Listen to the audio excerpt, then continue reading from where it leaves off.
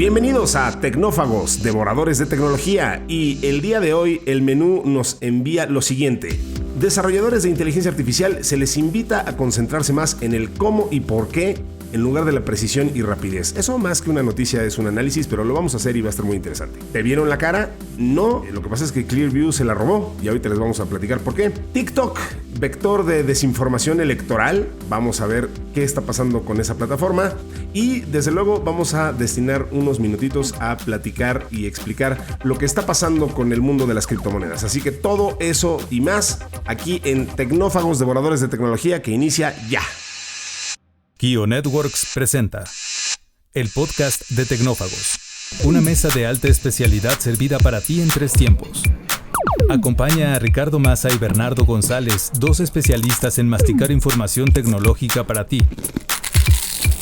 Prepárate para devorar junto a los tecnófagos todas las noticias de las innovaciones del momento. Muy bien, pues ya lo escucharon. Así viene el menú de Tecnófagos y los que vamos a devorar ese menú somos su servidor Ricardo Massa y mi querido amigo Bernardo González, el experto en tecnología. ¿Cómo estás, Berni? Muy bien, Ricardo. Listo para empezar a comentar y devorar estos platillos. Oye, hay que recordarle a la gente que nos escriban por favor a tecnófagos@kionetworks.com o que se unan a nuestro grupo de Telegram, que se está nutriendo rápidamente y que se está poniendo muy buena la conversación. Un saludo a toda la gente que nos ha hecho favor de unirse a esa plataforma y que ya interactúa de forma regular ahí con nosotros. Nos enviamos notas, platicamos sobre qué está pasando en tecnología. Bueno, pues ahí estamos a sus órdenes. Únanse por favor a esa plataforma también para que interactuemos y platiquemos de lo que pasa en este podcast. La entrada de hoy.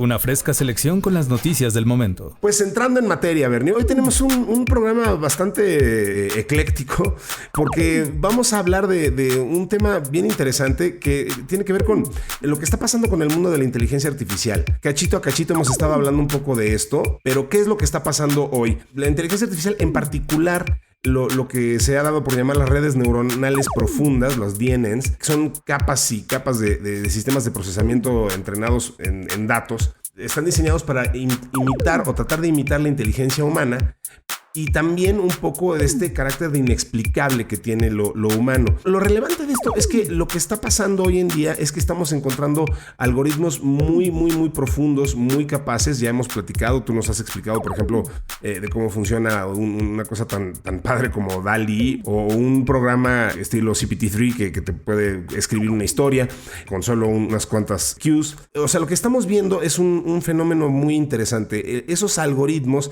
se vuelven cada vez más sofisticados, trabajan de formas que sus creadores cada vez entienden menos y los desarrolladores están enfocados en hacerlos más rápidos, más poderosos, y no estamos entendiendo el factor de precisión y de rapidez. Al menos ese es un argumento que se nos presenta hoy. Entonces me encantaría escuchar tu opinión de esto, Bernie. O sea, estamos viendo un despliegue un poco desordenado de inteligencia artificial y hay un sector de la población, sobre todo de los teóricos, que clama a los desarrolladores y les dice, a ver, tranquilos, o sea, necesitamos entender un poquito más de cómo está el pensamiento humano antes de intentar replicarlo, y sobre todo necesitamos ser más puntuales en lo que estamos haciendo con la inteligencia artificial, en concreto porque ya lo hemos platicado aquí, hoy, por ejemplo, un mecanismo de inteligencia artificial fácilmente replica los errores o los sesgos o el racismo o los defectos de pensamiento que tengan sus creadores. Entonces, lo que hoy se dice es, deberíamos de estar más enfocados en pulir esos puntos antes que seguir obsesionados con hacerlos más poderosos, que analicen más datos y que hagan más cosas. ¿De qué lado de la cerca te encuentras con un debate tan interesante como este, mi querido Bernie? Híjole, es un tema muy debatible y muy real.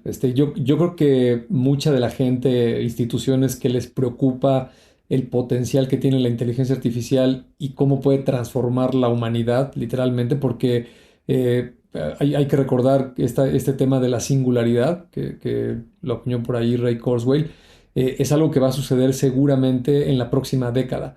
Es decir, máquinas que van a tener una capacidad de procesamiento superior a un cerebro humano. Y entonces, en ese sentido, la inteligencia artificial durante varias décadas, hay que recordar que este término se acuñó en 1957, y tuvo una larga trayectoria durante muchas décadas que se intentaron diferentes aproximaciones y lenguajes y técnicas para desarrollarla.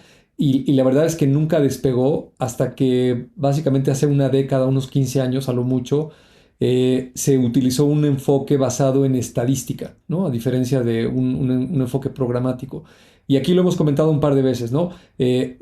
Simplemente por claridad, de repente hay personas que piensan que la inteligencia artificial es programada por seres humanos, ¿no? Es como si alguien dijera, oye, si ves esta tendencia, entonces haz esto, o mientras estos datos sean de este valor, ejecuta estas líneas, etcétera.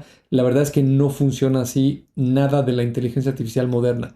Como funciona es puramente un método estadístico. Tú le inyectas una gran cantidad de datos con una gran cantidad de variables, le pones, sí son algoritmos, pero son, digamos, ecuaciones matemáticas y estadísticas que empiezan a darle peso a los datos. Una característica muy relevante es que todo lo que vayas a analizar con cualquier método, sea machine learning, deep learning, redes neuronales, del método que estés hablando, tienes que convertir los datos en números para que estadísticamente se puedan evaluar. Y entonces le vas dando pesos, encuentras patrones, tendencias, y a mí se me ocurre un ejemplo muy sencillo, ¿no? Si la gente que nos está escuchando piensa en una hoja de cálculo que tuviera a lo mejor unos 1000 renglones, la tienen en su computadora y tienes unas 5 o 10 variables, pues tú podrías estar observando los datos y los podrías estar sorteando de diferentes maneras y filtrando. Y es relativamente fácil que puedas encontrar algunas tendencias, ¿no? Oye, se consume más un producto en una época del año o en una región o cuando se juntan 2 o 3 variables y podrías hacer algún tipo de inferencia, llegar a alguna conclusión. Pero si yo te doy 100 millones de renglones y te doy 500 variables, pues simplemente la cabeza humana no nos da a nadie para analizarlo, no se puede, ¿no? Y justo ahí está este problema que estás planteando, ¿no?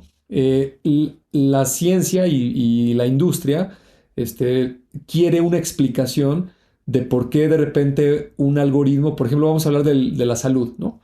Sí. Si yo le inyecto la información de 10 millones de pacientes, a lo mejor una placa de tórax, unos rayos X, la inteligencia artificial convierte esa información, esas imágenes en números, los procesa con algoritmos estadísticos y encuentra tendencias, encuentra características con las cuales se pueden inferir cosas, como por ejemplo, oye, cuando un paciente tiene tal o cual síntoma o tales características, tiene una probabilidad muy alta de desarrollar esta enfermedad, ¿no? O los que tienen estas características es muy poco probable que lo desarrollen. Y entonces, esos algoritmos que se usan hoy en día son muy precisos, ¿no? Aquí lo hemos comentado muchas veces que hasta más que un médico. Y el problema es que cuando le preguntas a esos científicos de datos, oye, pero a ver, espera, ¿cómo es que llegó esa inteligencia artificial a esas conclusiones? Pues si son muchas variables y muchos datos, la verdad es que no lo puedes explicar. Exacto, quién sabe, o sea, simplemente fue el peso que le fue asignando a la data. Y te quiero preguntar si por eso es tan relevante para la inteligencia artificial la teoría de juegos, el famoso Game Theory, porque esa toma de decisiones quizás es más fácil para nosotros los humanos entenderla en un juego que tiene reglas abiertas o abiertas o cerradas, pues, o sea, un juego como el ajedrez o el Go, del que tanto se ha hablado con temas de inteligencia artificial, tiene que ver con esto, ¿no? O sea, al final, este es ahí podemos un poco entender, a ver, ¿por qué la inteligencia artificial tomó esta decisión y no esta otra? Bueno, quizá puedes ahí entender en estos sistemas que asignan lo que más ganas contra lo que puedes perder y así va discriminando. Pero cuando esto se vuelve algo un poco más complejo o mucho más complejo, como dices, como en el tema de vidas humanas o algo que tiene demasiadas variables, pues ya no es tan fácil entender por qué se comportó de una u otra manera el algoritmo, ¿no? Sí, totalmente. Por ejemplo, hablemos de un tema mucho más polémico, ¿no? Por ejemplo, la conducción autónoma. Hay personas que piensan que hay unos programadores en una empresa que están decidiendo que, ya sabes, el clásico ejemplo ¿no? Si vas a chocar contra un automóvil y ahí hay una persona grande o vas a atropellar Exacto. a un niño, como si fuera un programa de esas sentencias de if, then, ¿no? Exacto. Si el individuo es mayor a tanta edad, pues entonces atropella a este individuo. Y si es menor a no sé qué, a este individuo. La verdad es que no funciona así. ¿Cómo se resuelven esos problemas de conducción autónoma? le inyectas una gran cantidad de información y los datos van descubriendo patrones, ¿no? Y entre más conduzcas y más incidentes haya en todas las vialidades y con los automóviles, pues la forma y los pesos de estas estadísticas van a hacer que el coche se conduzca de una cierta manera. Y hace rato dijiste una cosa bien importante, ¿no? Que es este sesgo o el bias que se dice en inglés, que lo tienen implícitamente los datos, ¿no? Por ejemplo, si hablamos de la probabilidad de un individuo en un aeropuerto que sea sospechoso o sujeto a una revisión, pues resulta que si los datos históricos, y solo por poner un ejemplo, es un individuo con ciertas características raciales, ahí es donde hay más incidencia, y con eso se alimenta la inteligencia artificial, pues el algoritmo se va a alertar cuando vea individuos con esas características, ¿no? No necesariamente quiere decir que ese determinado grupo étnico de personas, todos son malos, ¿no? Sino simplemente estadísticamente hay que ponerle más atención a eso, ¿no? Y eso sí genera muchísima polémica, porque en mi primer ejemplo de la salud, creo que las personas razonablemente lo vamos a aceptar, ¿no? A lo mejor alguien va a decir, oye, pero ¿cómo es posible que una inteligencia artificial sea más precisa que un médico, el mejor cardiólogo del mundo? Pues no sé, no te lo puedo explicar, pero ese es el que te va a curar, ¿no? Y pues dices, bueno, pues si se trata de salvar mi vida, pues me la como y no importa y voy con la inteligencia artificial. Pero cuando vengas con otros temas como estas cuestiones de por qué están revisando a una persona de ciertos rasgos étnicos o por qué un automóvil tuvo un accidente de tal o cual forma, pues ahí sí va a ser altamente polémico. Y fíjate que algo bien interesante que me encontré estudiando estas notas, hay dos conceptos en todo esto de los datos y la inteligencia artificial que yo no conocía. Se llaman la inexplicabilidad y la incomprensibilidad de las cosas, ¿no? Son unos términos... Ya nomás por el puro nombre ya te puedes ir imaginando. Exacto. Son unos temas matemáticos, filosóficos que se usan mucho en cuestiones de, a veces la ciencia, a veces las matemáticas, observan fenómenos que no comprendemos por qué se desarrollan de esa manera, pero los medimos y nos damos cuenta que efectivamente sucede eso, ¿no? Es como los agujeros negros. Oye, un agujero atrapa la luz, se puede observar y hay muchas pruebas, pero no se puede explicar bien, ¿no? O la vez pasada hablábamos de la física cuántica. Ese es un requisito para empezar a hablar de física cuántica, ¿no? Las personas no le acabamos de entender bien, y si no le acabamos de entender bien, pues menos lo podemos explicar. Y creo que esto que estamos platicando en este episodio tú y yo tiene mucho que ver con la inteligencia artificial. Y se está sofisticando a una velocidad tan acelerada que va a ser difícil que esta preocupación o esta cuestión que lo quieras, a ver, alto un poco lo que están desarrollando hasta que me lo expliques. A mí me parece que no lo vamos a poder detener, ¿no? Incluso hay una oportunidad, ¿no? A lo mejor alguien puede empezar a desarrollar mecanismos para poder explicar cómo es que funcionan ciertos algoritmos de inteligencia artificial. Totalmente, sería muy deseable decir paren el mundo en lo que le entendemos y como has dicho alguna vez, tratar de tener una ola con las manos, pues sí, digo, pero no se puede. Y entonces hay que lidiar con eso, con que los desarrollos van a seguir avanzando a una velocidad estrepitosa y más vale que sigamos analizando más bien las implicaciones y las aplicaciones que esto puede tener en la vida cotidiana. Aquí hemos hablado mucho de Nick Bostrom o el propio Elon Musk, que ha dicho en muchas ocasiones que debemos de cuestionar éticamente la inteligencia artificial y hasta dónde debe y puede llegar. Pero eso, vaya, lo podemos discutir todo lo que queramos, pero en lo que lo discutimos esto va a seguir avanzando, así que no es una discusión que tenga mucha relevancia el decir, deberíamos de, pues mira, no sé si deberíamos, pero no vamos a poder, así que más vale que sigamos entendiendo las aplicaciones como van surgiendo y ver cuál es la mejor salida que se le puede dar a cada una de estas tecnologías, ¿no? Absolutamente. El plato fuerte, cocinado a fuego lento durante la semana. Pues bueno, vamos a cambiar de tema y vamos a platicar de un activista alemán que acusó a Clearview AI de robar rostros para el reconocimiento facial, lo cual es un poco irónico considerando que, a ver, pues Clearview a eso se dedica. Vamos a entender qué es lo que está pasando. Matthias Marx es este muchacho, dice que su rostro ha sido robado. La cara de este activista alemán es pálida y ancha, coronada, bueno, ahí vienen las características físicas, y estas características han sido mapeadas y monetizadas por 3 empresas sin su permiso. Él lo descubrió así, o sea, en el 2020 Marx leyó sobre Clearview AI, una empresa que ha extraído miles de millones de fotos de internet para crear una enorme base de datos de rostros, que por cierto sí, o sea, eso es totalmente cierto. Si ustedes no han visto a lo que se dedica Clearview AI, pues nada más googleenlo y verán que le vende al ejército de Estados Unidos y a agencias de seguridad, pues justo eso, la capacidad de con inteligencia artificial machar una foto cualquiera con una base de datos gigantesca en internet y encontrar a las personas, incluido sus redes sociales, etcétera, etcétera. Vaya, si usted es fan de Orwell o de este tipo de personas que se sienten un poco fóbicas por estar siendo vigiladas, pues bueno, esto es justo de lo que están hechas las pesadillas. Y al cargar una sola foto, los clientes de Clearview, entre los que los incluyen, insisto, las fuerzas del orden, pueden usar la tecnología de reconocimiento facial de la empresa para descubrir otras fotos en línea con el mismo rostro. Entonces, básicamente, este señor está demandando a Clearview porque, bueno, pues no nada más pudo encontrar 2 capturas de pantalla de su rostro en Clearview, sino que además habían sido utilizadas para fines comerciales, no por Clearview, sino por gente que la había extraído y había llevado la foto a una página de stock y luego a su vez de ahí la habían descargado y habían creado ejecuciones publicitarias. En fin, la gente había lucrado con esto. De nuevo, traía a la mesa una discusión bien interesante que tiene que ver con la privacidad. En toda Europa está ahorita muy calientito este tema. En octubre, la Autoridad Francesa de Protección de Datos se convirtió en el tercer regulador de la Unión Europea en multar a Clearview con 20 millones de euros por violar las normas de privacidad. Clearview no ha eliminado las caras de la Unión Europea de su plataforma y multas similares emitidas por los reguladores de Italia y Grecia siguen sin pagarse. Se supone que el caso contra Clearview actuaría como una advertencia a otras empresas que enfrentan motores de búsqueda ilegales dentro de la Unión Europea.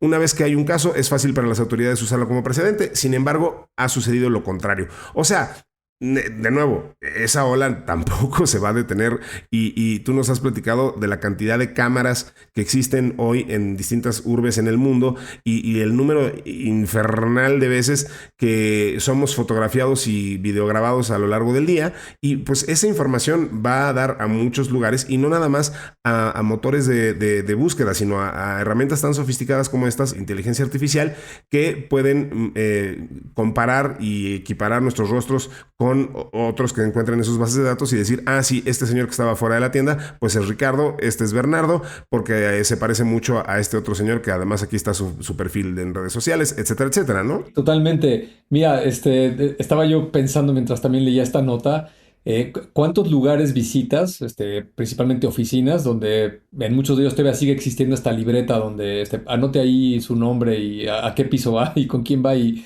ponga la hora de la entrada? Y ya en muchas de estas oficinas te dicen y voltea la cámara que le voy a tomar una foto, ¿no? Entonces, en este tema de la privacidad de los datos personales que están registrando estas empresas, Europa, como lo acabas de decir con la ley esta del GDPR, lo tiene bastante avanzado, pero no obstante, se está capturando toda esta información por todas partes, ¿no? Si vas a una dependencia como un banco o una oficina de gobierno o cualquiera de estos lugares a hacer algún trámite, pues en la cotidianidad de la actualidad te van a pedir tu carnet de identidad, tu licencia de conducir, un pasaporte o algo, y lo escanean, ¿no? Y la principal razón de escanearlo, pues es extraer los datos, reconocimiento de caracteres para no tener que teclearlos, pero también la foto, ¿no? Estas identificaciones tienen una fotografía y entonces por ahí te tengo, ¿no? Y claro, estas empresas pueden argumentar que lo están utilizando pues para fines de seguridad o de identificación o lo que tú quieras, y cada vez más vamos a aparecer en un montón de bases de datos, ¿no? Eso por un lado del que captura. Luego en redes sociales, pues ni se diga, ¿no? Entre Instagram, Facebook, TikTok, Snapchat, la que me digas, la mayoría de las personas nos encanta tomarnos fotos, videos y compartirlos con nuestros amigos.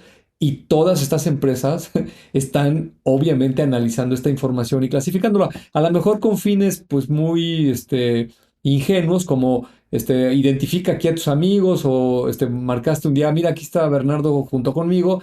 La próxima vez que vea el algoritmo una foto mía te va a decir, mira, aquí está Bernardo, lo quieres taguear o cualquier cosa, pero esta información ya la tienen a nivel de reconocimiento facial, ¿no? Y entonces es un tema bien, bien complicado, ¿no? Esta empresa que estás mencionando de Clearview, también hay otra que se llama PIM Eyes, son empresas norteamericanas, no tienen, me parece que no tienen presencia de oficinas o están constituidas en ningún país de la Unión Europea. Entonces, pues la Unión Europea le puede mandar una carta pidiéndole que por favor no haga mal uso de la información, pero Si fuera tan amable. si fuera tan amable, pero no les puede prohibir nada, ¿no? Estos señores pueden decir, oye, pues yo indexo rostros de las personas que hay en Internet y a eso, ese es mi negocio. Como en su momento el Internet indexaba páginas, ¿no? Tú creabas un Así es. blog o tenías un sitio web o lo que fuera y pues pasaba indiscriminadamente, no te pedía permiso Yahoo, Altavista, Lycos, Google, el que fuera, y te indexaba Sí. y ya estás arriba, ¿no? Y creo que estos temas desafortunadamente van a estar indexados, vamos a aparecer ahí en las fotos y luego tiene muchas aplicaciones, ¿no? También muchas aerolíneas hoy en día el proceso de abordaje lo están haciendo con reconocimiento facial y vas a ver que va a haber un despliegue en los próximos años donde en cuestión de usar servicios, pues es muy práctico, ¿no? Porque una cámara te reconoce rápido y ya no tengo que teclear nada, ni sacar una identificación, ni pasar una ventanilla, ni nada. Simplemente entro, ¿no? Yo aquí he comentado que alguna vez Sí. en el tren de China, yo veía cómo los ciudadanos chinos con su rostro abren el torniquete y abordan el tren, ¿no? Porque allá está Sí. regulado que todo mundo tiene que tener su reconocimiento facial y te tienen súper fiscalizado. Tiene su lado oscuro, pero también tiene su lado práctico, Sí, ¿no? sí. Es muy cómodo entrar y salir de todos lados porque te reconocen la cara y ya saben quién eres y te dan el acceso, ¿no? Totalmente. Me recordaste que en nuestro grupo de Telegram, del que ya hablé ampliamente, nuestro amigo José Luis Gutiérrez nos compartió un chart muy interesante, una gráfica sobre el uso y los costos de las cosas que se pueden comprar en la dark web. Ahorita que hablabas de indexar páginas, me quedé pensando en las que no están indexadas. Ese es el tipo de cosas que tenemos ahí en ese grupo de Telegram. Para que sea Exacto, una para comentar ahí con todos los amigos. Bernie, hablaste de TikTok y tenemos aquí una nota fantástica. Bueno, me encantó. A ver, dice, TikTok es malo para eliminar anuncios de desinformación electoral en Estados Unidos.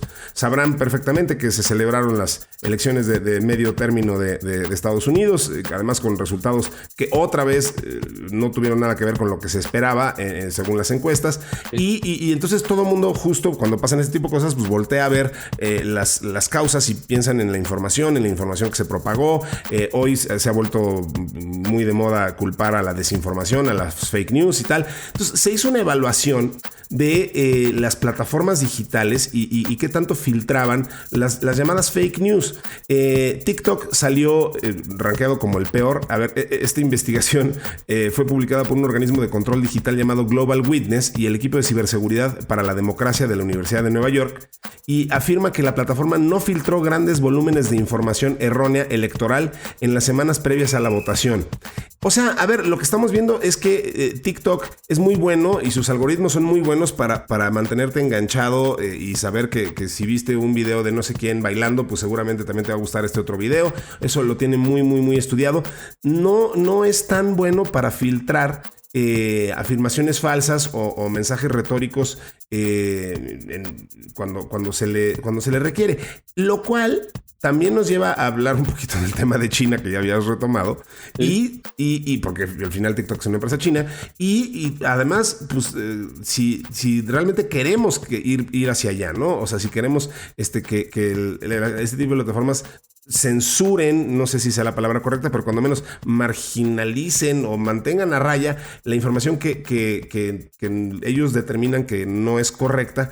Digo, hay algunos casos donde es muy claro. Por ejemplo, había mensajes que traían mal la fecha de la elección. Pues bueno, ahí quizás sí, ¿no? O sea, pero Pero más allá de eso, o sea, algo tan absurdamente claro que es falso, lo demás pues siempre será muy debatible, ¿no? Y lo hemos platicado aquí mucho, pero aparentemente TikTok, no sé si a propósito o no, pero no le interesa o no quiso o no puede filtrar tan hábilmente esta información como quizás sí lo hace Twitter y cada vez más, ¿no?